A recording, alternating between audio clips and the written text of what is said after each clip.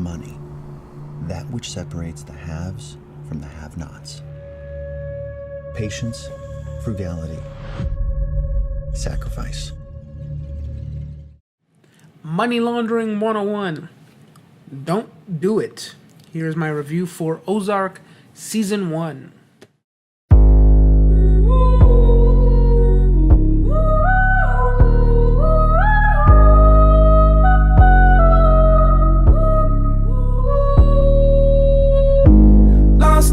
Now, I'm not going to give much away for my review for Ozark Season 1. I think if you have seen it, you thought it was exciting, and if you're on the fence, I think this review might kind of push you into watching it, so I won't try to give much away to it. Long story short, I loved Season 1, and I'm halfway through my rewatch of Season 1. It stars Jason Bateman and Laura Linney as the matriarch and patriarch of this suburban Chicago family, and Jason Bateman gets involved in some bad people, the second largest Mexican cartel, laundering money for them, and some situations happen. He ends up having to move from Chicago to the Lake of the Ozarks in Missouri, where he has to try to find a new business or new ways to launder money for the cartel, $500 million in 5 years, or else he gets killed. And also his family, which includes his wife, his son, and his daughter. So yeah, a lot at stake here. A lot at stake. One of the things that I really liked about it is its dialogue is incredibly sharp. And what hooked me was the opening moments in the first episode where Jason Bateman is giving a monologue about the importance of money and what money means, and ultimately what money means for people of any status. And he says the line, money is the measure of a man's choices. And I think they pull back and he's sitting there talking with potential clients for his financial advisory company. It really drew me in even further.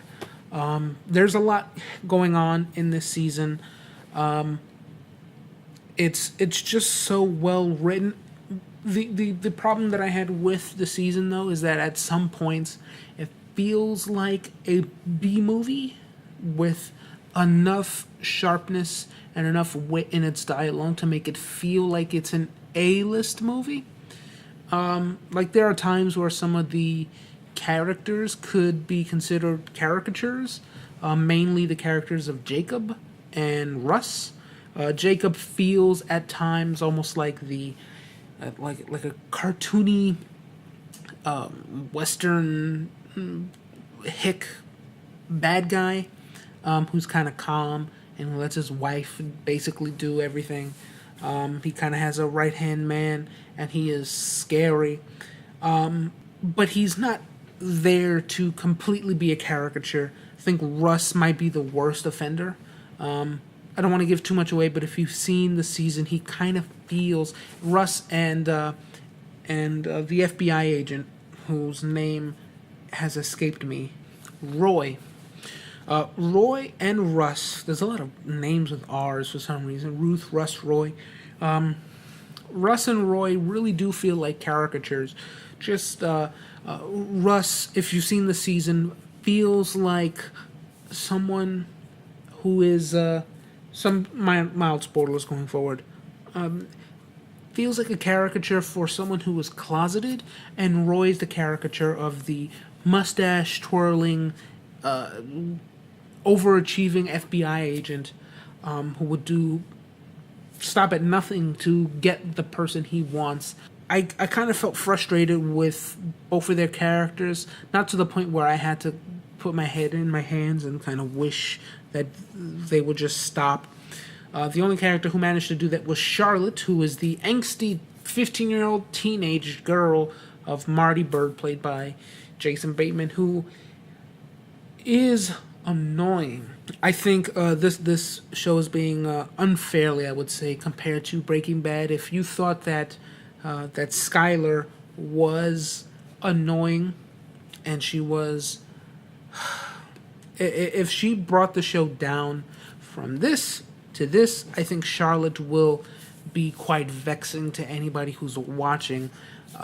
I spoke with a coworker of mine who I told, yeah, Charlotte is this annoying character who's just there just to, rise the drama, just to bring angst to the entire cast and to the storylines that she's in.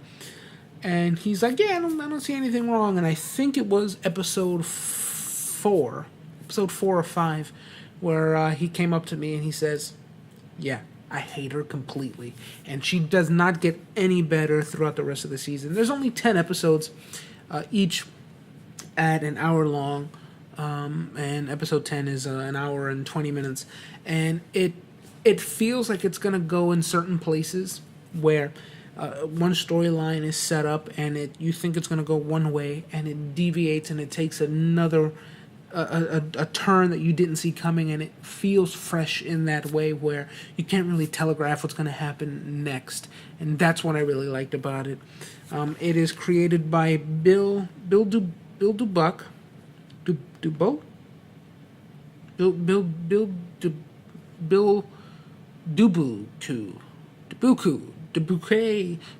I'm gonna go with Dubuque. I like that one. And Marc Williams. Marc Williams is they're a producer-writer team where Bill Dubuque has written the Accountant, is most well known. The other one is The Judge, and Marc Williams has produced The Accountant and A Family Man. It really feels like this lived-in world, especially when we get to the Ozarks, where it feels like we are in the Ozarks. Like it kind of has like this, almost like the camera has a way of conveying the humidity of the area that we're in, and it really feels muggy and like as though as you're watching it, you're having flies and mosquitoes just fly around your head. I think it's very well shot, and it's very blue. I didn't expect that going in. It is a very blue show. It looks blue. The color tones of it is blue, and it rarely ever gets to a brighter color or an orange, except for small moments of character reveals.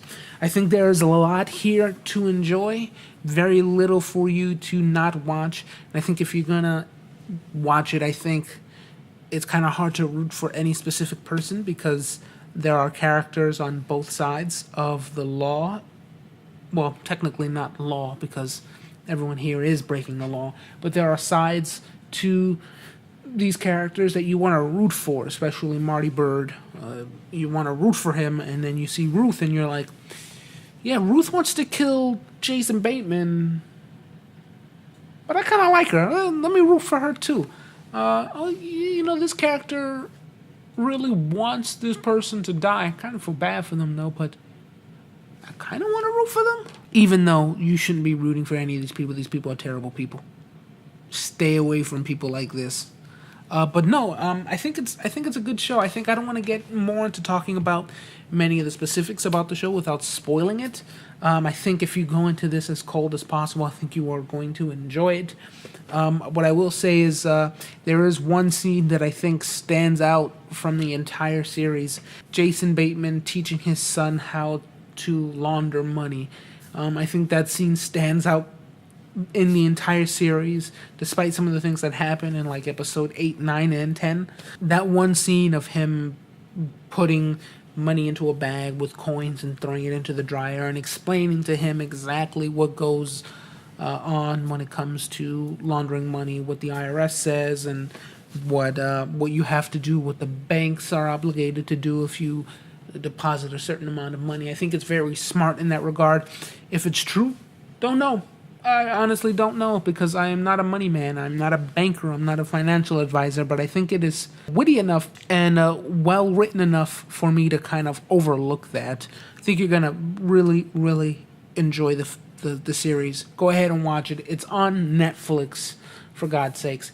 Watch it, please. I do want a season 2, and I think by the end of episode 1, you would be hooked. That's all I had to say.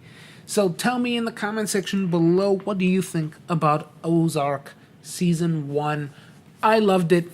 Some caveats about it, but I do love it. Tell me what you think. Comment section down below. Don't forget to like, share, subscribe, follow me on Facebook, Twitter, Patreon. I've been Jonathan Silva, and this has been LazyDog Films. Bill Dubuque.